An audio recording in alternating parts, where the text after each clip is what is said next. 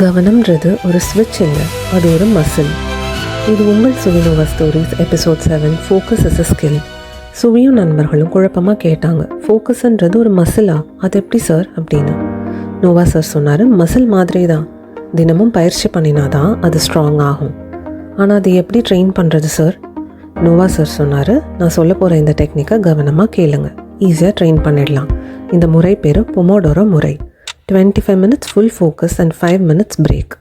And இந்த technique follow பண்ணும்போது mobile strictly silent மோடில் இருக்கணும், நோட்டிஃபிகேஷன்ஸ் ஆஃபில் இருக்கணும். சூழலை சரி பண்ணால் ஃபோக்கஸ் தானாக வரும். அப்புறம் ஒரே நேரத்தில் ஒரு வேலையை மட்டும்தான் ஃபோக்கஸ் பண்ணணும். ஸ்ட்ரிக்டாக மல்டி டாஸ்கிங்கை அவாய்ட் பண்ணிவிடுங்க. சார், இதெல்லாம் பண்ணியும் மைண்ட் வேறு ஏதாவது யோசிச்சு ஃபோக்கஸ் போயிடுச்சுன்னா? ஒரு வேளை அப்படி ஆச்சுன்னா ஒரு நிமிஷம் கண்ணை மூடி சுவாசத்தை கவனிங்க, மனசு ஈஸியாக ரீசெட் ஆகிடும். இன்னொரு முக்கியமான விஷயம், ஒரு செயல் செய்யும்போது நீ என்ன பண்ணுறன்ற தெளிவு இருக்கணும், ஏன் பண்ணுறோம்னு தெரிஞ்சிருக்கணும். அப்போ தான் உண்மையான கவனம் வரும். 20 minutes ஃபோக்கஸ் சேலஞ்சஸ்க்கு ரெடியா?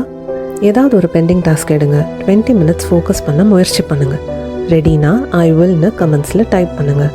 இது உங்கள் சுவினோவா ஸ்டோரிஸ், நம்ம மனதை நாமளே புரிந்து கொள்ள உதவும் குட்டி கதைகள்.